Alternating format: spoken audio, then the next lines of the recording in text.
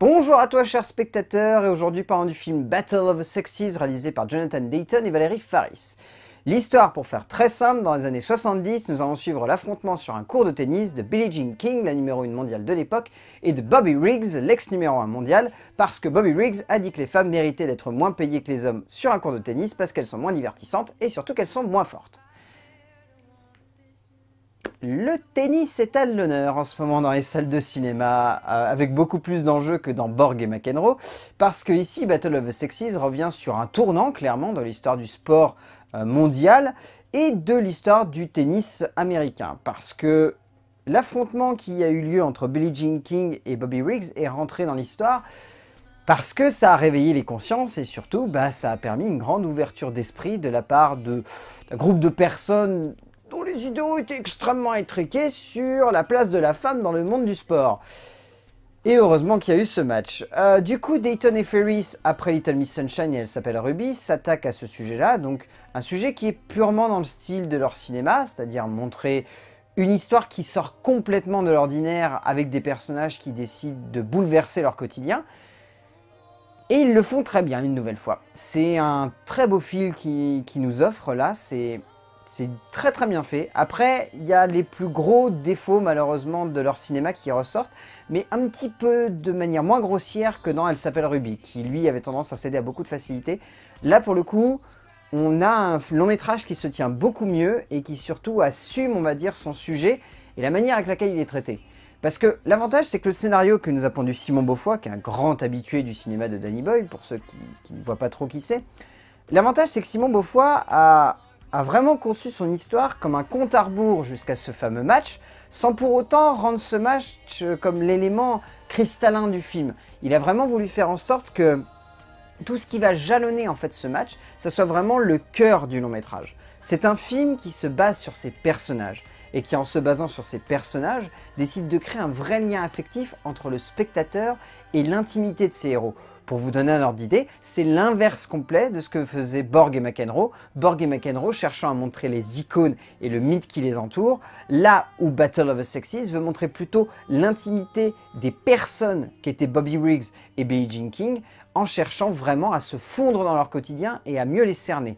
Ça n'empêche pas Simon Beaufoy de céder à énormément de facilité, notamment une tendance à vouloir réduire un petit peu, on va dire, la densité potentielle que pourraient avoir les parcours de ces deux personnages, même si derrière, il y a une idée qui est assez intéressante, c'est qu'il veut les lier.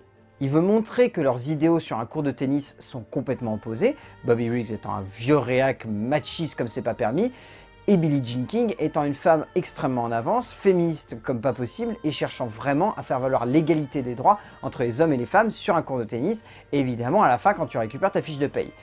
Là-dessus, il a vraiment réussi à cristalliser quelque chose parce que leurs idéaux sont opposés, mais leurs vies se ressemblent énormément. Les deux ont des problèmes de couple, les deux ont du mal à savoir ce qu'ils veulent, les deux ont du mal à rester focalisés sur une seule chose et en ne restant pas focalisés sur cette chose, se perdent complètement à côté. Résultat, on se lie d'amitié avec les deux, et non pas avec juste Billie Jean King ou juste Bobby Riggs. On est vraiment passionné par les deux parce qu'on se dit que les deux finalement sont touchants.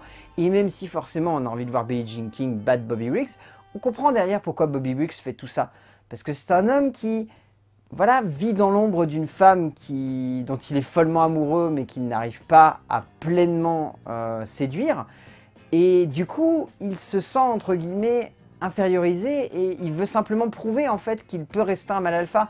Parce qu'il le vit mal visiblement cette situation en fait d'avoir une femme qui domine sa vie et qui l'accompagne vraiment en le portant presque. Et là-dessus, c'est vraiment bien foutu parce qu'on se lie vraiment d'amitié avec deux personnages qui sont complètement opposés, mais qui se retrouvent dans leur vie personnelle, qui se voilent ça lorsqu'ils sont l'un en face de l'autre, mais qui derrière, nous, on le voit, qui sont comme ça. Et c'est très très bien fait ce qu'a fait Simon Beaufoy là-dessus.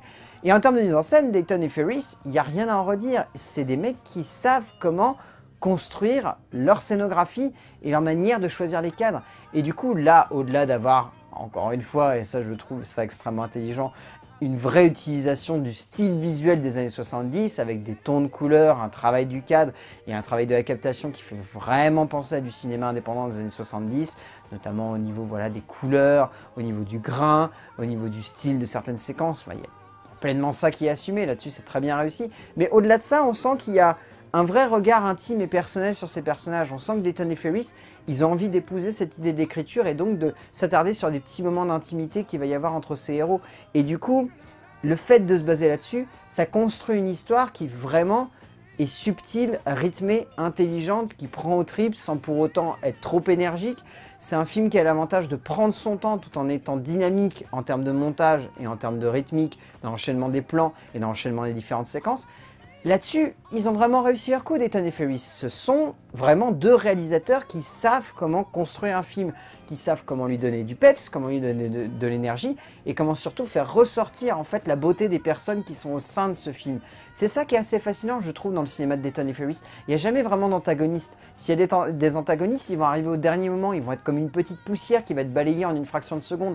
L'avantage des films de Dayton et Ferris, ce sont des films qui sont remplis d'optimisme, qui veulent montrer des personnages qui sont attachés à la vie et qui sont surtout attachés à des idéaux qui font que même si parfois ils sont opposés, on a envie de comprendre pourquoi ces idéaux les motivent. Et là-dessus, c'est clair et net dans ce film, c'est une nouvelle fois présent.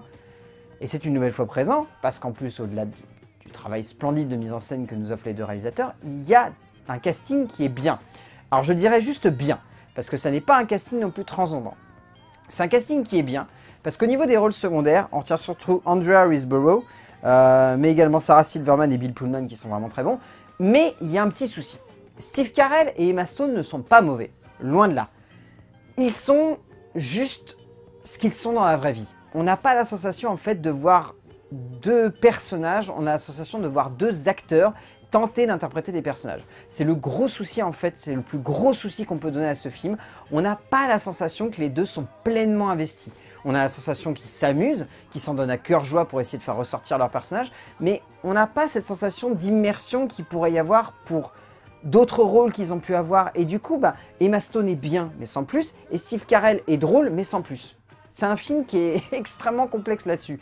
Mais au final, Battle of the Sexes, ça reste un film sur un sujet fort, maîtrisé d'une très belle manière, malgré ses grossièretés et son classicisme tantinet redondant, qui est très bien mis en scène et qui a des acteurs qui sont juste bons, qui sont pas extraordinaires, mais qui sont juste bons.